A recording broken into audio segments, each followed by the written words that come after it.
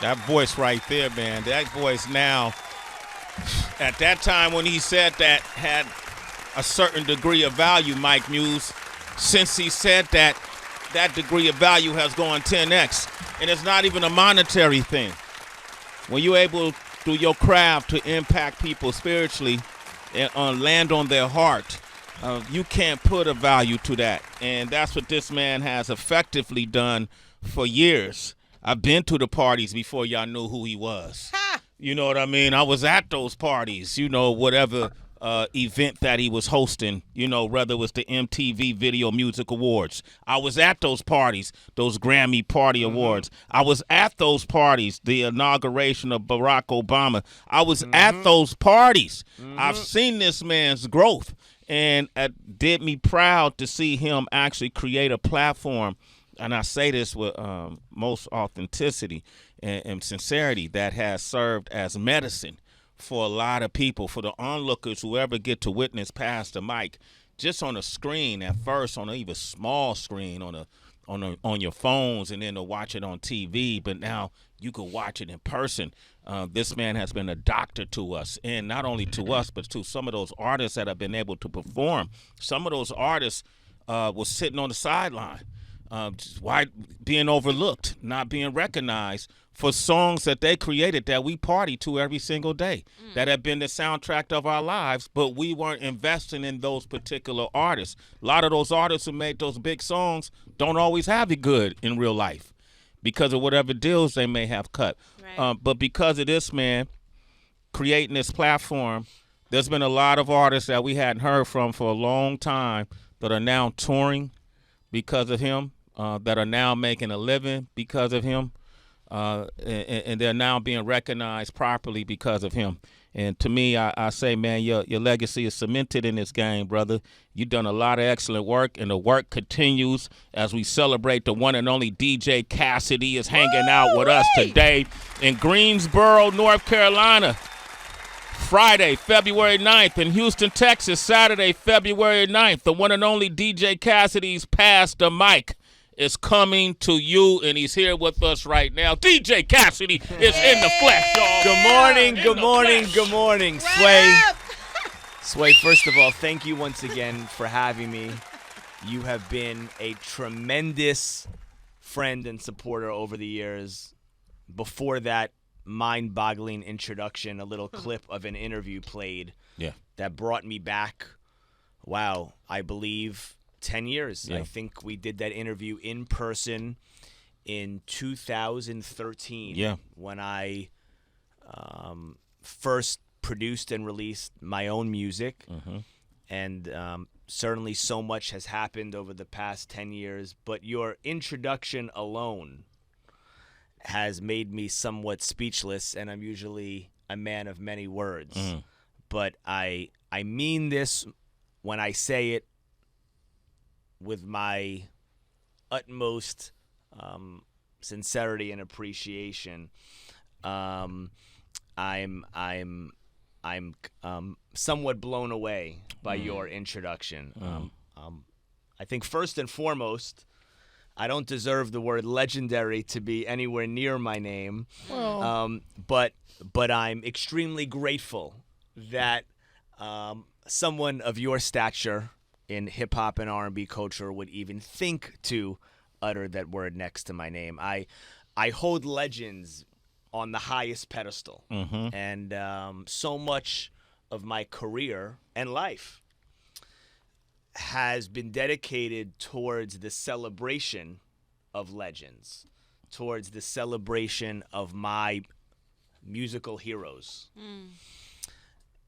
When I was a 10-year-old DJ, my parents bought me turntables for my 10th birthday. All I ever dreamed about was for my favorite rappers to know my name. If you'd have told me that Tretch would know who I was, bro, I could have died a happy kid. And so to think that so many of not only my favorite rappers, but nearly all my musical heroes now know my name is just the greatest blessing. And I told you, I think, before we even started this interview, when you came to get me in the waiting room, that I held you on that pedestal, that I admired you, because I was your fan long before you ever knew my name. So Wow. I just wanted to say all this before we even begin the conversation. I appreciate more than you know. Thank you for having me. It really is an honor to be here. You are the legend, but I'm truly flattered by the introduction. Yo, thank you, man. Hey, man, I appreciate it. That was amazing shit. I feel like I got an intro right there. That's how All you right. receive flowers, Oh, man. come on, man. Absolutely. Hey, Wow. listen. And I understand that. And I appreciate that humility. I got a legend next to you, a juggernaut in it, an icon. I call him iconic for what he's done. And whenever I compliment him or say his story through the lens I see it in, he doesn't, it's not for you to say. Yeah. Right? It's for others to say how they perceive you to be. I've seen legends before they would consider legends and knew they would become legends. I got a legend gauge. I can tell you gonna be a legend before you know you're gonna be a legend. Sway's Legend Radar. I'm legend radar. And so with Battlecat, he knows. He doesn't say he's probably Battlecat has been a cohesiveness of L.A. Southern California hip hop on many levels that doesn't even reach the surface. That people don't even realize how he's kept things aligned. But not to mention his skill set as an elite DJ, turntablist, mixer, blender, how everything under the sun when it comes to DJing. And I think the same of you. And reason why, what you do is selfless.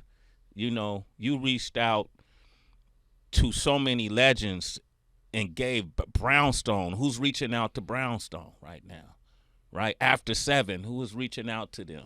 When you brought New Edition, Bear Biv DeVoe, when you brought Bobby Brown, when you brought Tretch and all these folks they are eager to jump on past the mic. You rejuvenated a genre of music that was very important to my own personal development. And so for that, I'm forever grateful to you, and the culture of what we do should recognize that. You've been doing this for a long time, man. So you reached legendary status, homie. You there. Right, Battlecat? Would you Come on, say man. that, man? Can you give him I mean, listen, I had my dope encounters with him through Snoop Dogg and a little bit before following him, and I just commend you, man. You're really a class act. And to enter the game like you have and to be able to hold it down and educate, too. The young and the old, about what this thing is about, man. So I salute to you, man. It's a mere reflection of myself, to have this community of DJs like ourselves doing a service to the world, what I'm saying? They really need this, what I'm saying? And to give hope to the young generation to become who we are today as well. So, man. Well, thank Salute. you so much. Thank you both. That means the world. And I just want to set the stage to the people listening to what I just walked into. It's early in the morning, as everyone knows. Man. Yep. And we're in Los Angeles, so we're 3 hours behind the East Coast, obviously. I'm sitting in the waiting room at the crack of dawn, and Sway comes to get me to bring me in the studio. I had no idea what I was about to walk into. And I walk in to musical greatness, to DJ greatness, and am blessed with a surprise 30 minutes of musical education. Because you, sir, DJ Battlecat, took me to school. Earlier than I would have even been at school had I been in school. Oh, I knew that feeling. When I watch you DJ, Yes, sir. it's so clear that I'm watching a producer. How you manipulate the records, how you mix the records. There is not a moment of your set that felt uninteractive. Every second of what you did felt like you were collaborating with the music. And I appreciated every second of it. I appreciated the samples, the Tribe Called Quest, Luck of Lucian sample. Come on, man. He Was naming there samples. a Jay Don't Walk Away sample? Man, There were several very, very dope samples for people out there. who might not know where those classic hip-hop records came from. But I could go on and on. Every second of it was great. I actually wish I got to hear you more often because I need to come check you wherever you are because Yes, that that was part. an incredible surprise. Thank you, King. Which I knew nothing about. Sway. No. No one told me Battlecat was going to be here. Yeah, that was for you. I thought I was walking in to silence. No, that was for you, brother. Let me ask y'all this as DJs in your evolution. Like, you're naming samples right now. There was at a point where DJs didn't name their samples. Were you ever at that stage in your career, or producers didn't name the samples, but DJs used to cover up the vinyl, so you couldn't even see the label in which the record came from, right? Yes, we come from that. Yeah, man. You were like that at Battlecat. When did that first, like, that was in the beginning stages? I want to say maybe 82, 83 because of seeing Uncle Jam's on me and seeing how they wanted to be original and they didn't want anyone to have that information right offhand. I understand that because you have to own your own and you got to find your niche and your selection and transition of what you're going to present as a DJ. And eventually, you just had to do your research and go down to your nearest store, or your mother and father will educate you to certain situations because, see, them records that I was playing, that was 70 driven or 60 or 70s driven was in my mom's house. So those the ones I would cover up.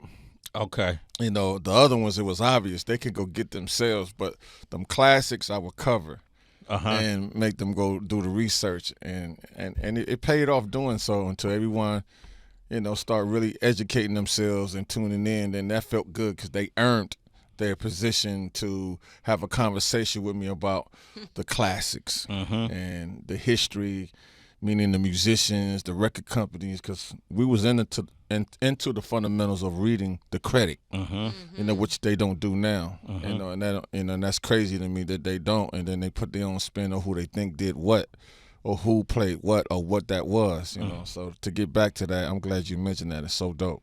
Well, I think it's important because what you do now is it's almost like you're putting the sample in front of folks. You know what I mean? So to speak. Like if you put Evelyn Champagne King on Pass the Mic, you know what I mean? She's somebody that's Episode 4. Oh, you see? That's why he is who he is. The reference. Right? But when I first used to see you like at Club Lotus, or, I used to always bump into you at, Cassidy would be that kid in the basement spinning, but it's like, who the hell is in the basement? That's where Puff found him. Yeah. So, right? So, but even before that, and so how were you at that time? What was your vision? Like, was it just to play parties? Did you have a style? Very interesting question.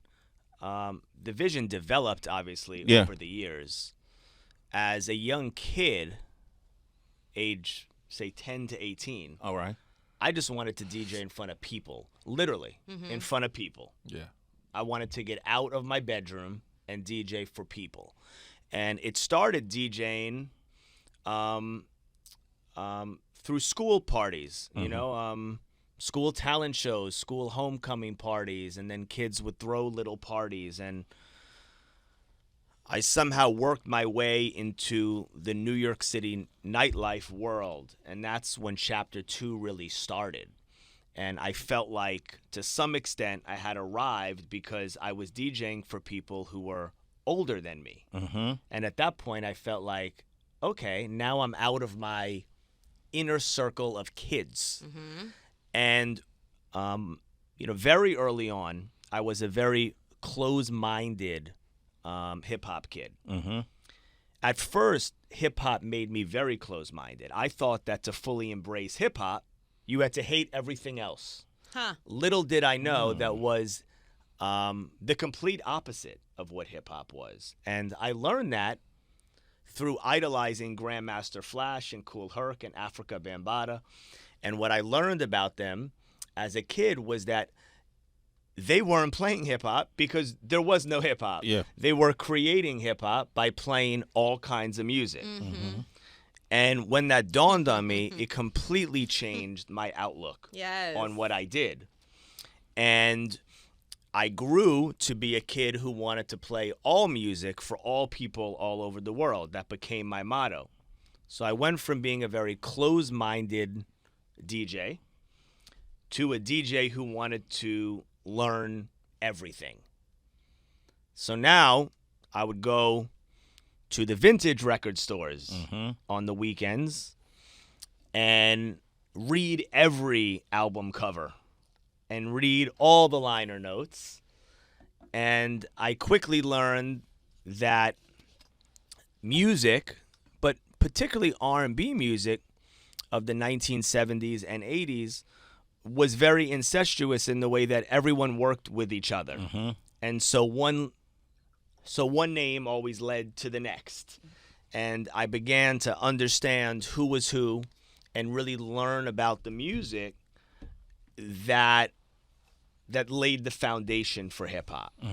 And that really led me ultimately in my late teens and my early 20s to what became kind of my signature sound in many circles, which was my ability and my desire to incorporate the soul music of the 1970s and 80s into everything I did and everywhere I played.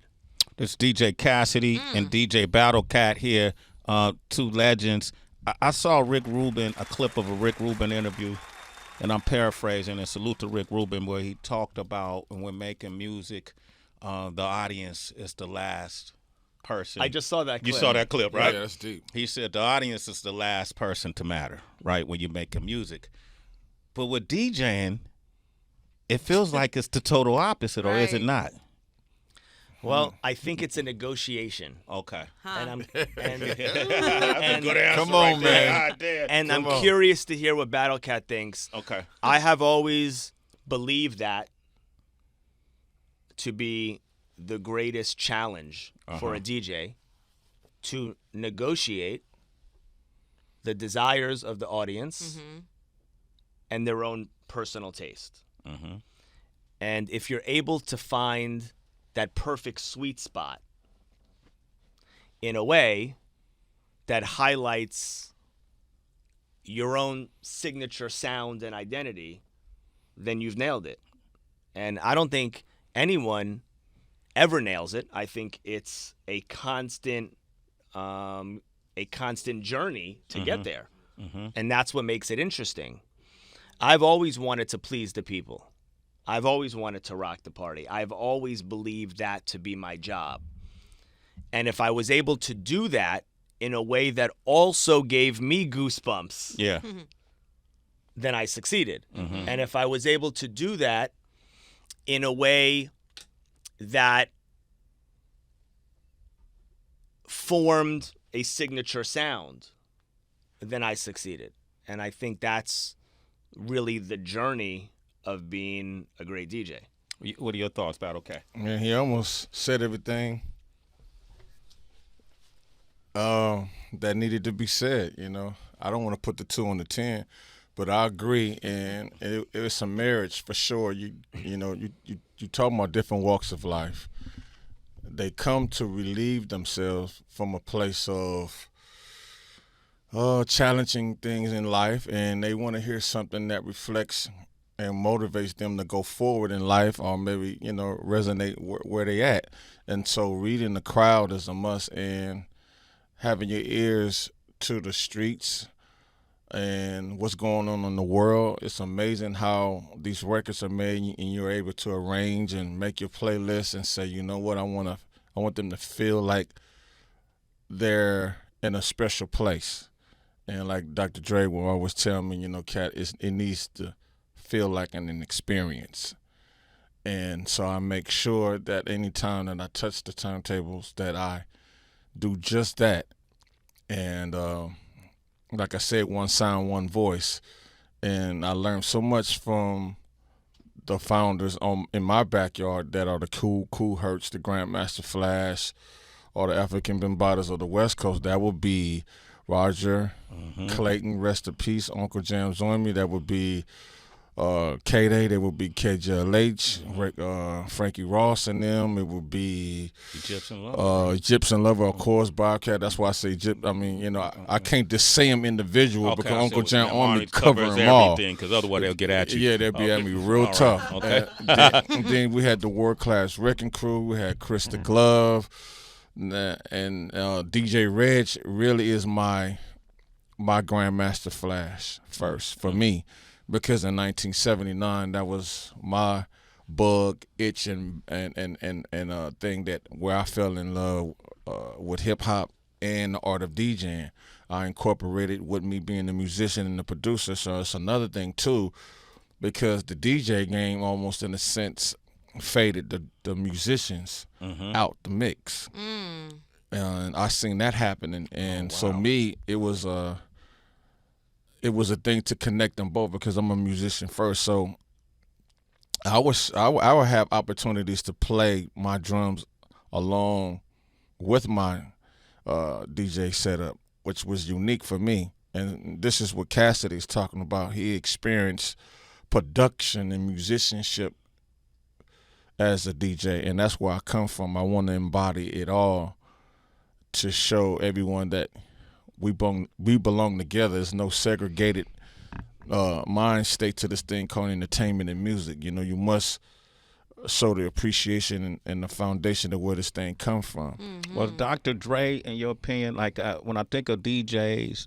because I saw Dr. Dre as a DJ before I saw him as a producer, right? And you know what I mean? And same here for me. Okay, Dr. Dre came up and DJ'd a Sway and King Tech party in Hayward once. Whoa! And he didn't know who we were. I don't even think we were.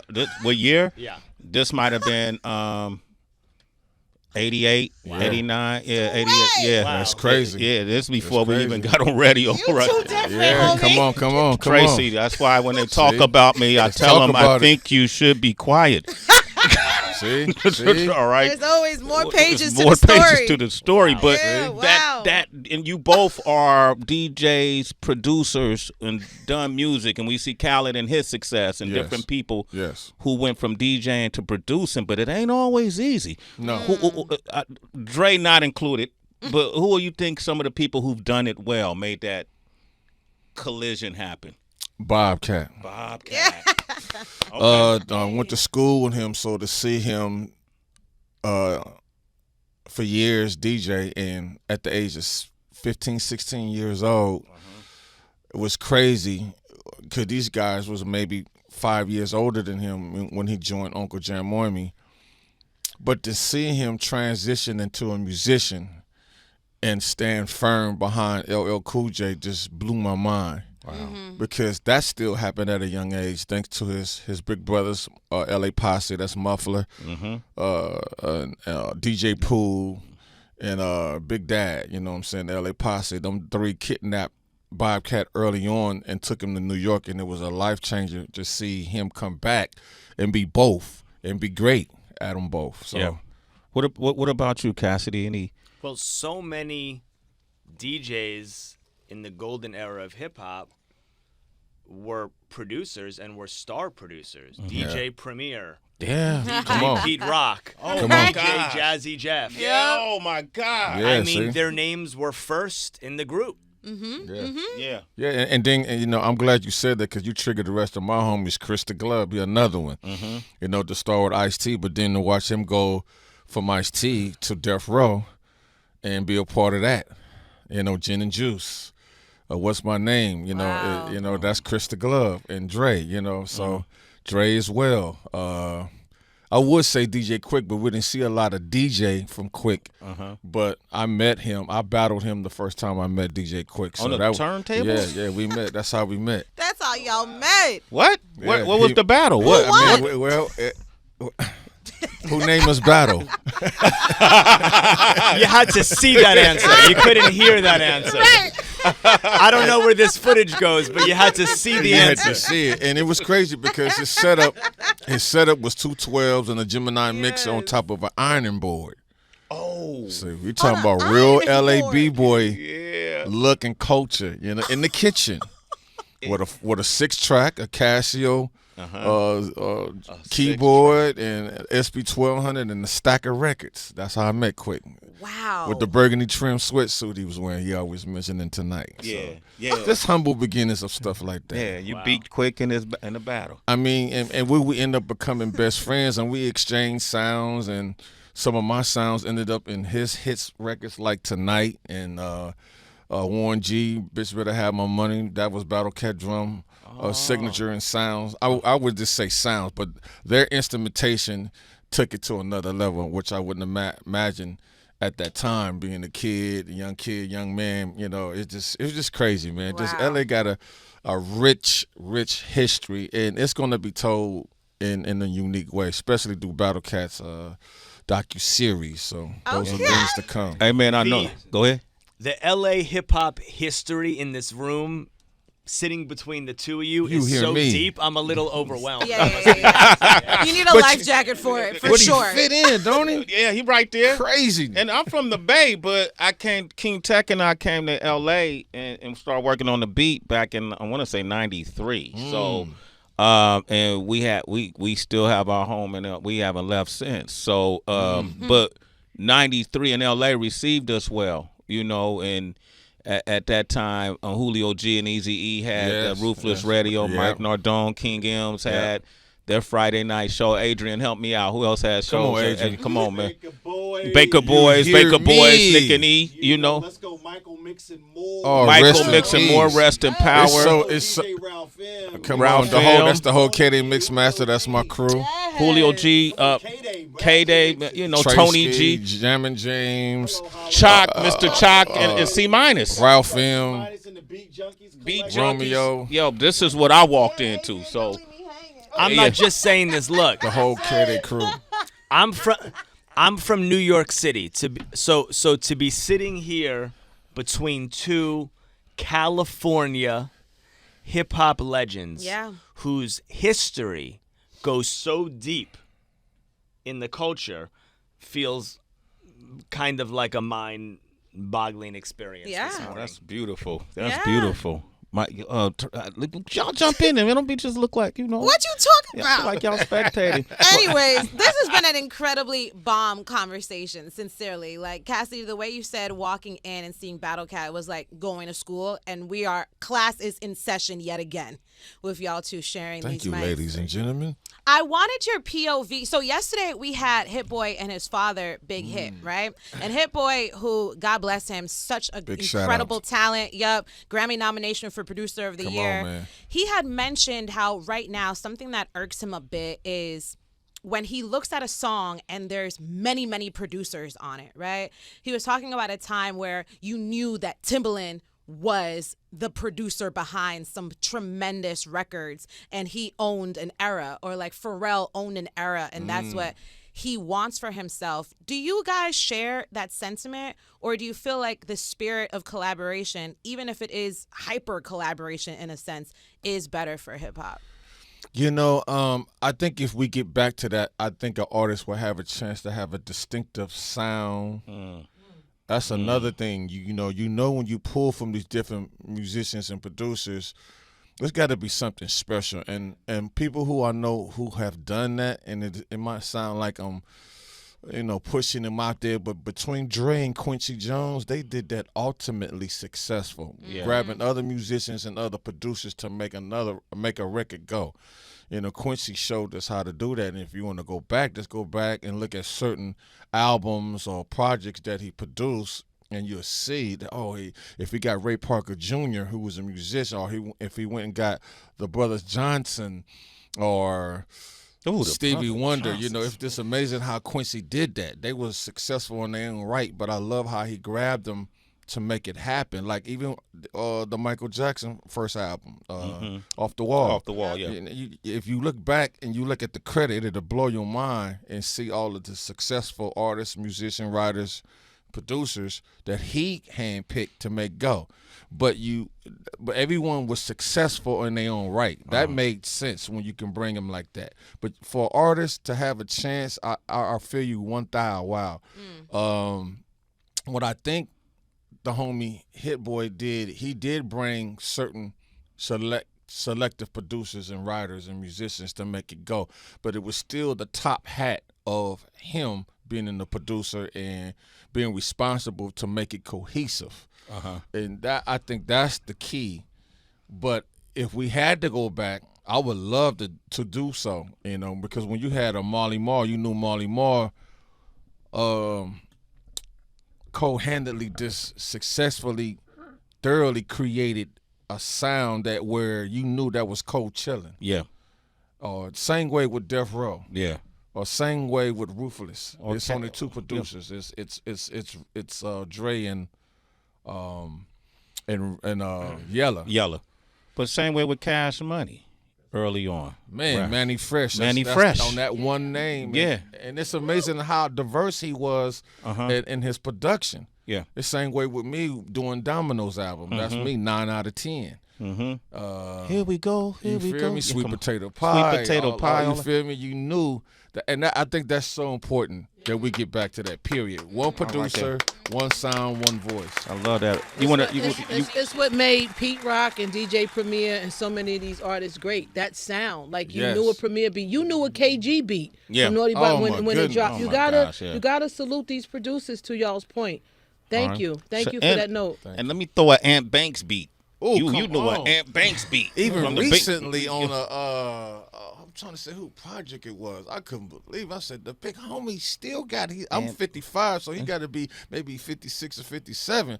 But he ain't with no slacking in his Mac. And I'm like, Jesus, Come on, thank man. you, big homie. Hey, I man. love when our family's resilient and ain't trying to put a no top obituary on that get down. Don't do that, on. man. There You know, go, don't man. do Listen, that. ooh, I like that. Well said. Listen, I got my next guest, Rex Life Rogers here. Yeah, He's yep. artist out of the Bay, so he got a new project. But Got it. I mean, Cassidy, tell us why you came. You Yeah. invited me to Houston and North Carolina. I'm gonna be there, Sway. I don't know if you pulling up. What's good? Thank you, Heather. What's good, Sway? I'm good. Let's go. I'm down. I want to come to Houston. Okay, so this past summer, I debuted the Pass the Mic Live experience. Yes. I debuted it on May 12th with a sold-out show at the Prudential Center Arena in Newark, New Jersey. Jersey. And that show was a one-night-only experience featuring Ja Rule, Ashanti, Little Kim, Mace, Fabulous, 112, Neo, and Robin Thicke. And then we brought the Pass the Mic Live experience to a sold-out Radio City Music Hall. That's right. In my hometown of New York City, where I celebrated hip-hop's 50th anniversary by uniting 25 New York native hip-hop icons of the golden era on one stage. I'm talking Slick Rick, Dougie Fresh, Rakim, Big Daddy Kane, KRS-One, Sugar Hill Gang, Melly Mel, Curtis Blow, Cool Mo D, Naughty by Nature, EPMD, Nice and Smooth, on and on. Damn. And on and on. And it was a historic night, a historic show, and you know, I could talk about that for hours and hours and hours. And so now, in 2024, the Pass the Mic Live celebration continues. And I am bringing it to North Carolina and Houston, Texas for the first time with 2 Valentine's Week celebrations. The first show, I'm pulling up my phone only because there are 20 artists on every I show, got 'em. Sway, and I don't want to miss one. Okay. So on Friday, February 9th, DJ Cassidy's Pass the Mic Live will be celebrating at the Greensboro Coliseum in Greensboro, North Carolina. A one-night-only event featuring 112, 702, Adina Howard, After 7, Brownstone, Carl Thomas, Christopher Williams, Donnell Jones, Gina Thompson, Jade, Jagged Edge, Jeff Red, Montel Jordan, Maya, Shanice, So For Real, Sunshine Anderson, and Troop with special guest El DeBarge. Oh. And ladies and gentlemen, a week later, I'm taking Pass the Mic Live to the Smart Financial Center in Houston, Texas for the first time. Another one-night-only event featuring 112, Adina Howard, After 7, Brownstone, Carl Thomas, Case, Christopher Williams, Donnell Jones, Gina Thompson, H-Town, Jade, Maya, Shy, Shanice, So For Real, and Troop with special guest Teddy Riley. Oh my gosh. big things.